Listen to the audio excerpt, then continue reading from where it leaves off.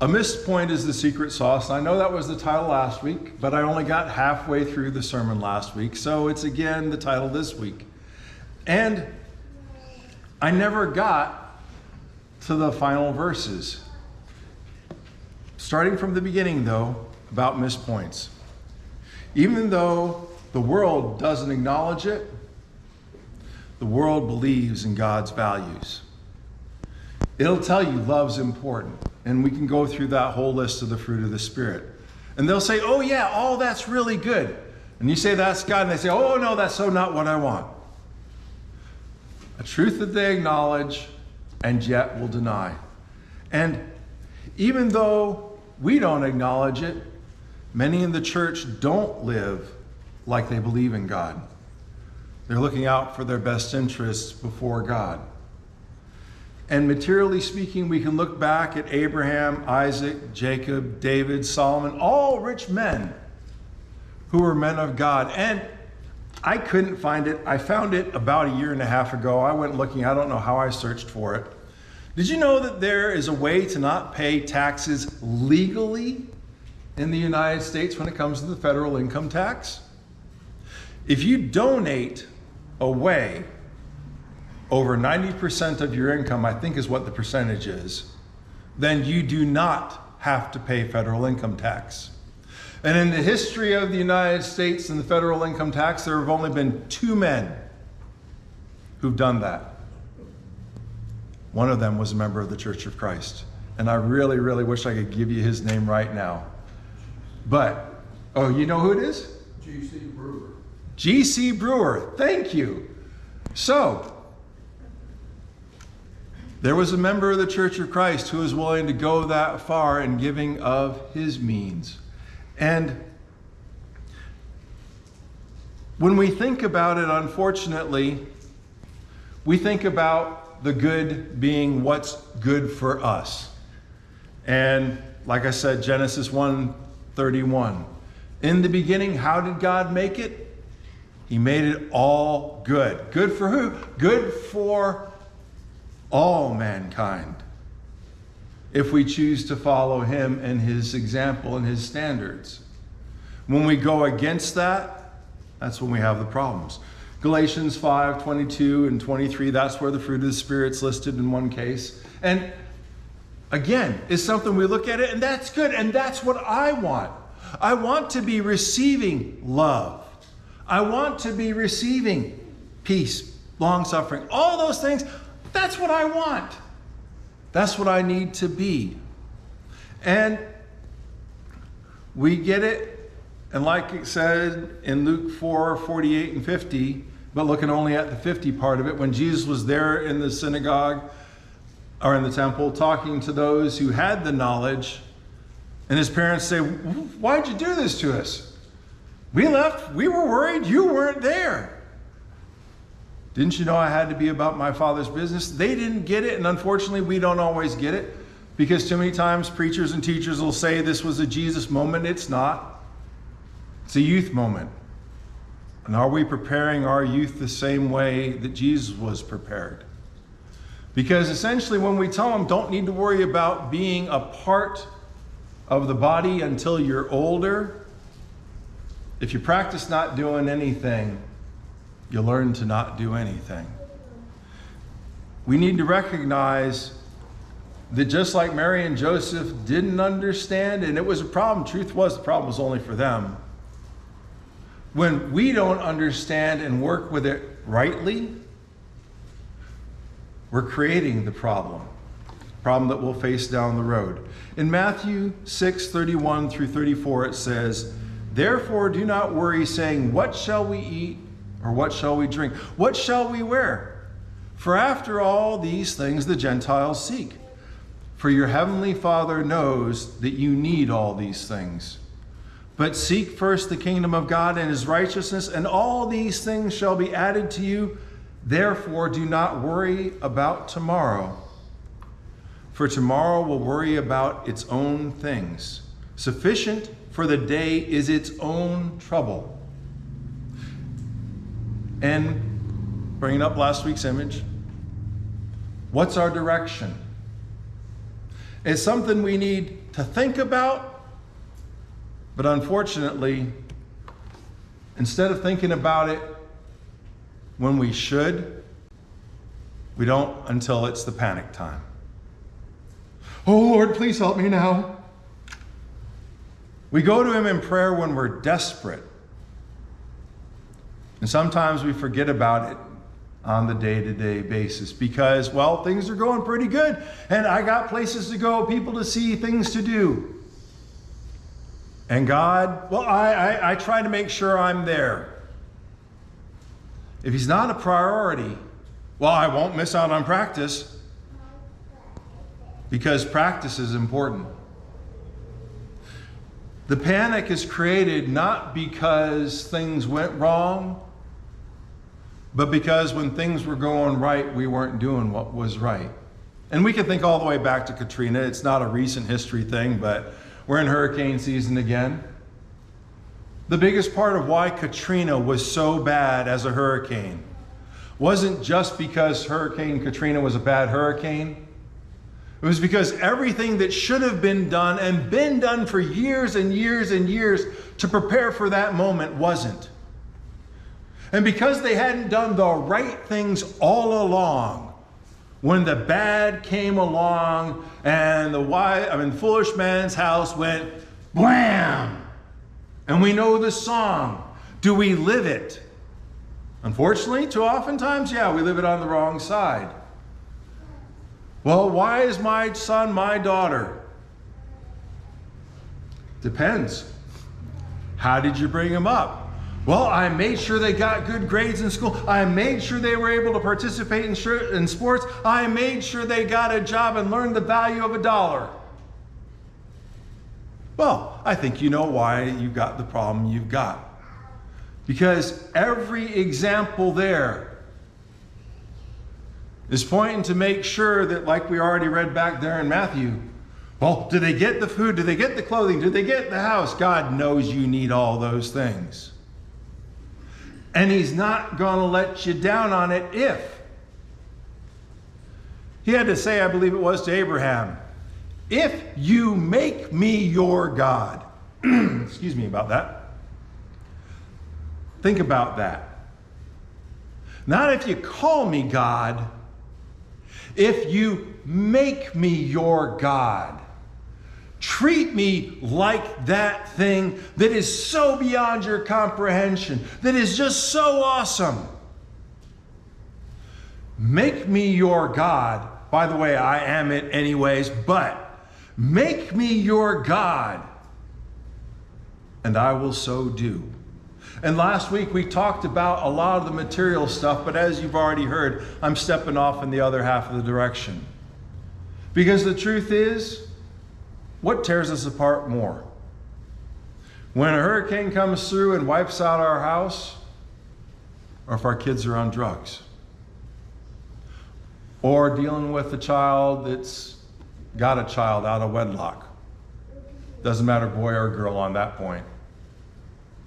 Where does our stress level go cruising? And where does it stay?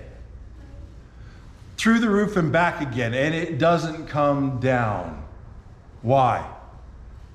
Because the things that are really most important are really messed up all of a sudden.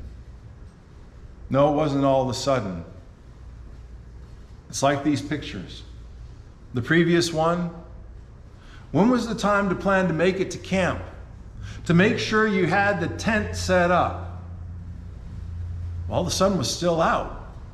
When it's this dark, trying to unpack, not so easy. That's what I did on one spring break. Went hiking. We got there, and we got there a lot later than we expected to. We got to the campsite, and it was pitch black. We weren't going to be starting a fire because we couldn't find wood in the dark. And this was one of those places in the middle of the day. Oh yeah, it was in the 90s. It was murder doing this hike. And at night, our water froze. We had to get the fire going in the morning to be able to drink our water. This was up in Windy Gap. It's the corner of Carolinas, Georgia, and something else. You can stand in 3 states at the same time in some place on this trail. Pretty cool place. Freezing cold. But the time to be prepared was when? While you had the right opportunity to be doing so. Checking things out while you had the opportunity to do so. I'm so glad the one guy chose to walk upstream a little bit before we got our water. Because what he found upstream made sure then that one, we went farther upstream, but two, we put our purifying tablets in that water. Because about 20 yards upstream of where we set up our second night's camp, there was a wild boar trapped underwater in the branches of a downed tree. I so did not want to be drinking the water downstream of that wild boar. When do you make the preparations and how do you make them? Do you get it done as quickly as possible? Or do you take the time to think, what am I dealing with? What's going to be coming? Hurricane might be coming. Okay, if a hurricane's coming, might not have power. Let's make sure we got batteries. Let's make sure we got chargers. Let's make sure we got... Because we take the hurricane seriously. Are we taking the hurricanes that come in our lives as seriously? Or do we wait till they hit? And I'm going to hit on the passage I hit last week, but I want to hit it from a different direction. I'm starting a little bit earlier. Deuteronomy 4:25 through 30. When you beget children and grandchildren and have grown in the land. What time does that sound like? Sounds like the good time. You're able to have kids. You're able to have grandkids. This is the place that you're at. What should have been going on? We're talking about Israel when they came into the promised land. What should they have been doing? Preparing the land the right way for those kids and those grandkids. God said, you need to eliminate everybody that's in that land. Why? They're the ones that offer babies for sacrifices. Why? This is the place of Sodom and Gomorrah way back when. This is a place of a people who don't care about anybody but themselves, and if you've got to die to make them happy, who cares? There's a reason why God said, yeah, you want to really clear this place out. But they didn't. And act corruptly and make carved images in the form of anything and do evil in the sight of the Lord your God to provoke him to anger. Instead of preparing the right way, they did exactly like everybody else did. Because, hey, if they're doing it, why can't I? Except, let's take this a bit farther.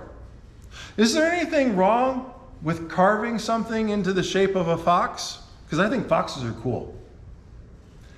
I think that's a cool skill to have, being able to do woodcraft like that. I had an uncle. Oh, man. He was I don't know what you call it, really gifted and really brutal about doing woodwork. My dad helped him move a table that was about as long as it is from the front of this podium to the back wall into a bank. I don't know how they did this. I saw the table. It was insane that they were able to do what they did.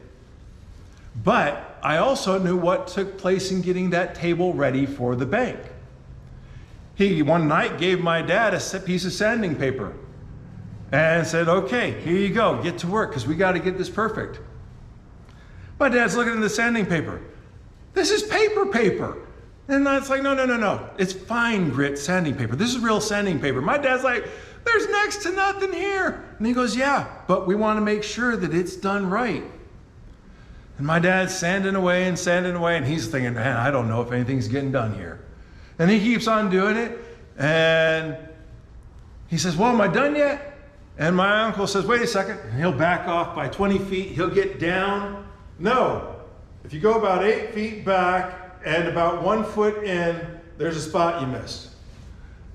He would work it from every angle, making sure he could catch the light on that surface making sure that the table he delivered for that bank was as good as it possibly could, because it was his reputation that he valued. Unfortunately, sometimes we'll work on our reputation that hard as far as the world is concerned, when it could be used to God's glory.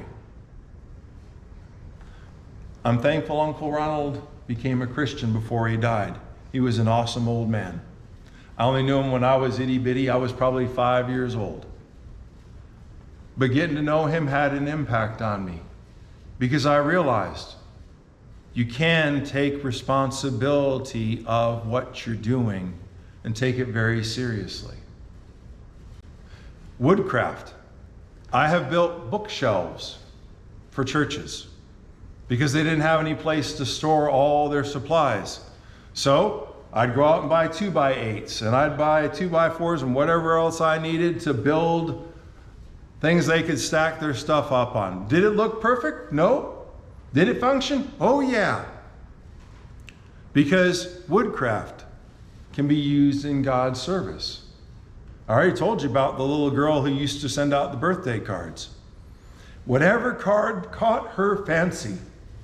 I was waiting for the day that it was for something like a funeral. Just because she wasn't reading them, she was just looking for the coolest looking card. And that's what you got. It said, "Happy Birthday, Laura," inside of it. And we got some of the biggest chuckles getting her birthday cards, but we also knew it was her birthday money. And she sent them out to everybody in the church. She was 6 or 7 years old when she was doing that. It doesn't take the big impressives. It takes doing what's right when you can. They knew what was right. They didn't do it with their children. They didn't do it with their grandchildren. And we see how messed up it became with all of them. I call heaven and earth to witness against you this day. Earth. Everybody that they left in the land saw what kind of people they were. They're children of God and they act just like us. Ouch.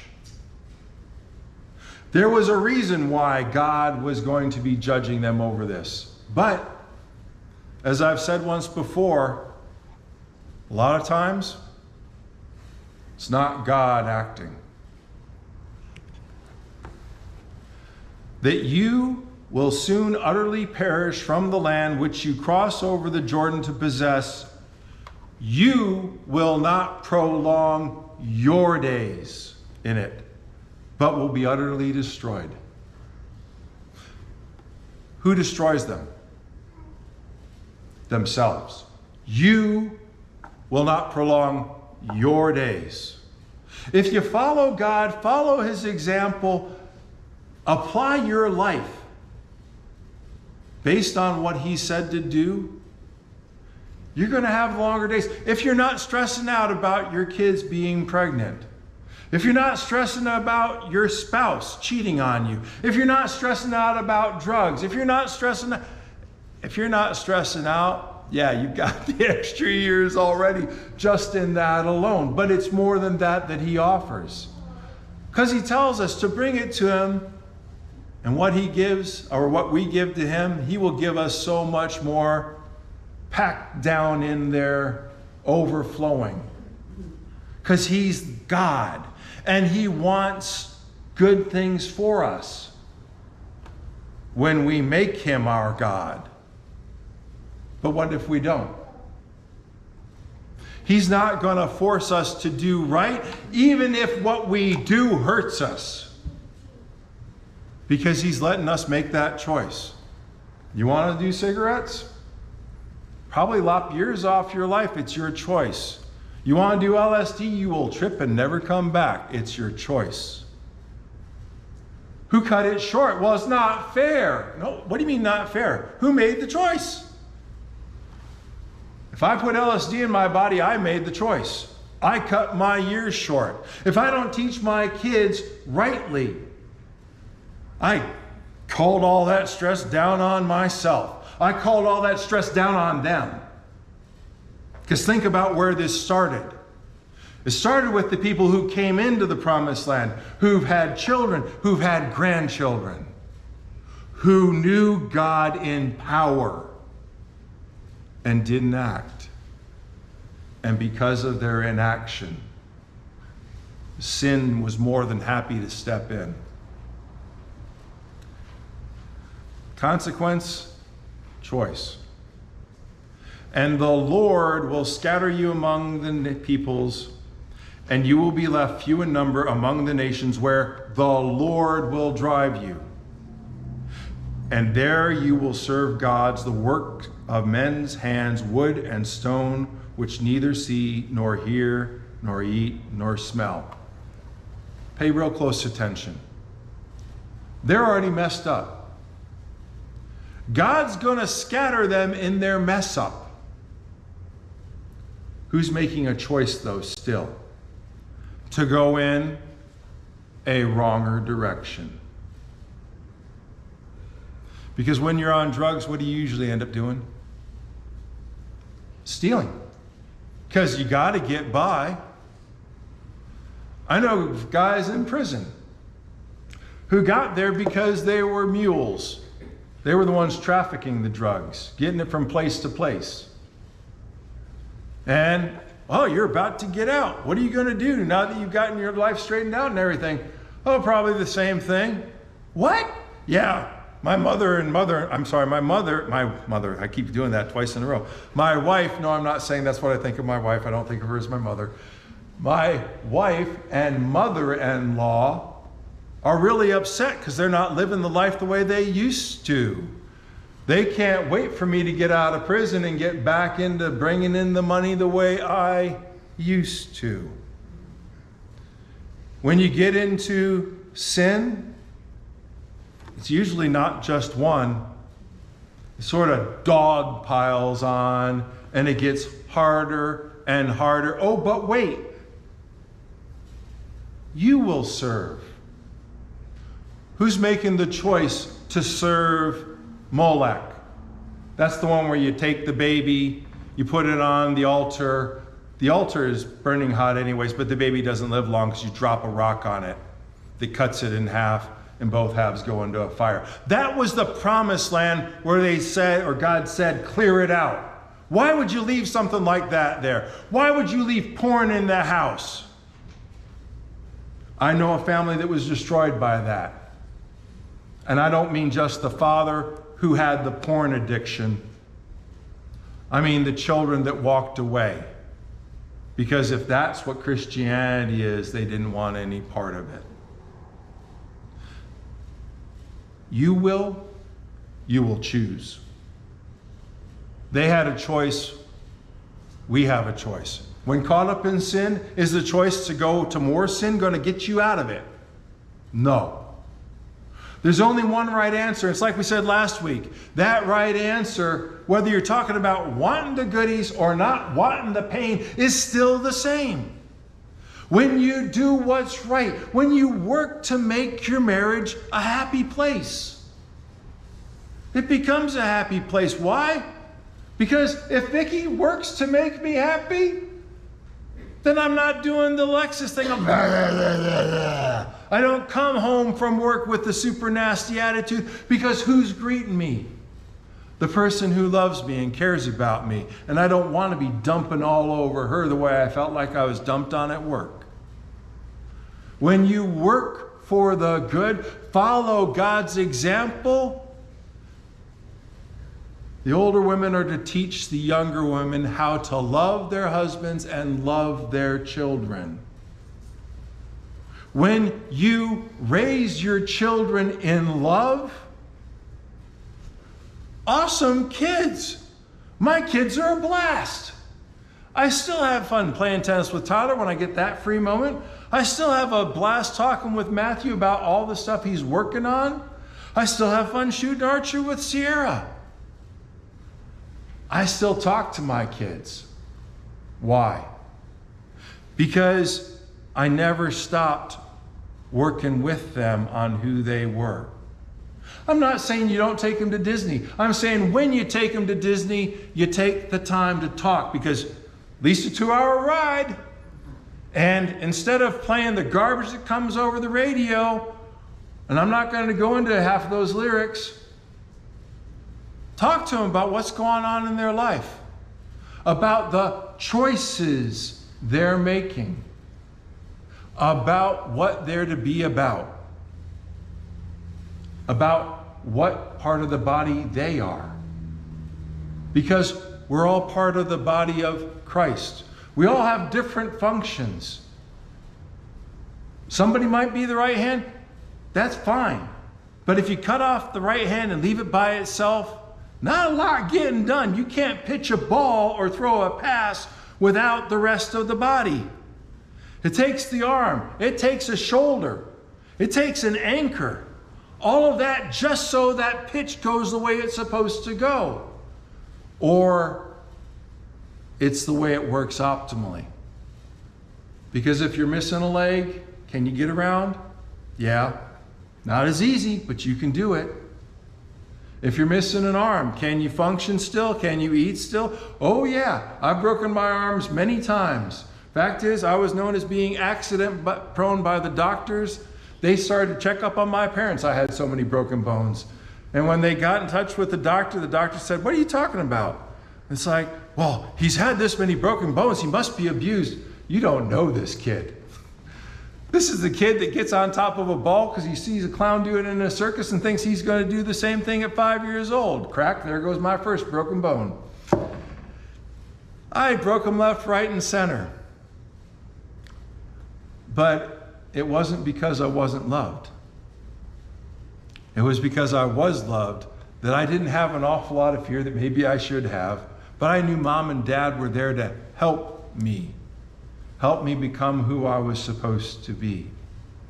Dad wasn't the best teacher, preacher, but the one thing he taught me as far as teaching goes, I was able to use and have a class of 40 kids. Started out with just 3. God didn't give us this example to make the wrong choices. He gave us the example so that we would choose the right. Continuing, "But from there you will seek the Lord your God, and you will find him if you seek him with all your heart and with all your soul, when you are in distress and all these things come upon you in the latter days, when you turn to the Lord your God and obey his voice." From there, from the pain. Is that how we want to learn? Do we want to go through the school of hard knocks? Wait till our marriage is messed over, our kids are messed over, our job is messed over, because we thought we were going to get ahead with that little backstab that we thought nobody knew we were the one stabbing. That's not the fun place to start getting prepared. I'd rather have gotten prepared for Hurricane Katrina before the rain started coming down. Getting prepared, being who we're called to be on God's terms, is preparing us for life here as well as eternal. You train up the child in the Lord that it may be well with them, that they may have long days. Who was cutting the days short?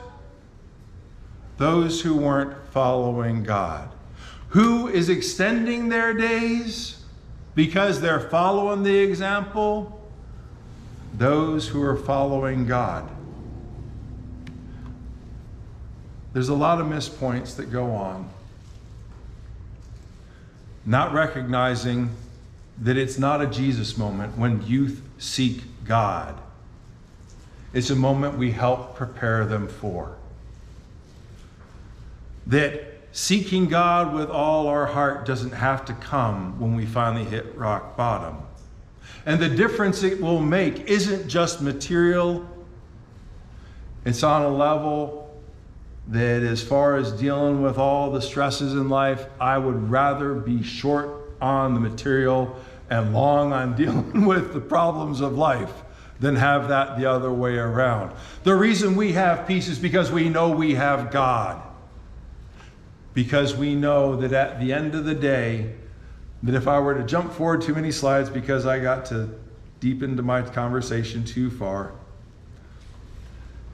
I still don't even hit Luke yet. I don't get far with this lesson because the importance of it is that deep. Because what's going to make it right for each and every one of us, whether that be the material things, the way He will bless us, but more importantly, the way He blesses us to be able to handle the storms of life. Because if I didn't have all the things I talked about last week that I didn't buy and pay for, I would still be putting God first. You could burn my house down today with everything in it. And like I said in the men's class this morning, wow, God, why'd you destroy a perfectly good Winnebago? Brand new even. It was yours. God, wow, okay. I don't know why you destroyed your house. I don't know why you destroyed all those guitars. I don't know why you destroyed all that. But hey, if you're good with it, I'm good with it. Let's get back to work. Because my life isn't bound up in the things. It's bound up in striving to be more and more like His Son. Because the hardest thing about the end is knowing the truth. Is knowing that I made the choice that brought me here. Knowing that I can't do anything more because it's finally over for my wife, my kids, my friends. Because none of us is guaranteed walking out this door right now even. Am I happy with what I've done with Vicky? Yes. Am I happy with what I've done with each of my kids? Yes. Because to the best of my ability, and I admit I'm flawed. I admit I'm a sinner. I didn't do it perfectly. I strove, and when I fell, I got back up, and I did it again and again and again. I can face God right now. I'll be honest, if somebody ever came through the back doors with the gun and swung it around, if I'd heard anything beforehand, I'd be saying, right here is your target. Because I'm not afraid of it. If they burn all their ammo on me, amen. I'm not afraid to meet my Maker. Not because I'm perfect, but because I'm covered by the blood of Christ. Not because I did everything right, but because I made God my God. And in every way I possibly could, I strove and I strove and I strove to give that right example, to make that difference. Because even though the passage I read this morning, Luke 13, 1 through 5, talks about not fearing the one that can kill you, but fearing the one that can kill you and pass judgment on you. In that respect, I don't fear him because he's already told me what the judgment is. For God so loved the world, he gave his only begotten Son, that whosoever believeth in him shall not perish, but have everlasting life. That's the part we remember. It's what comes next that's important. Because it tells us that those who believe, and you got to understand that the word belief means action. It means faith. It's not a past tense. It's not a sitting there word. Meaning are willing to follow through on that belief. Are not judged. When I go before God and he looks at my life, what does he see? He sees none of which is covered by the blood of Christ. So he's not looking at my sin. I go before God in the grace and mercy of his Son. And I don't plan on changing that. But I make the choice every day. That choice begins in baptism when we say, I take you on as Lord, as God of my life. You're the authority. I give you the ability to choose the direction for me. Doesn't mean I stop being me. I'm an IT guy. I've used IT for God on a regular basis. There are so many congregations when I walk through the door, oh, Rich, you're here. I need to talk to you about our network. I need to talk to you about, etc. Everything we do, if we take the time to think about it, God has a purpose and a use for us in his kingdom. It begins with baptism, but it goes on daily as a choice. We choose how we're preparing for tomorrow, not just for ourselves, but for our family, for our friends. If you need to take on Christ in baptism, or you need the prayers of the church, you're more than welcome to come as we stand and sing.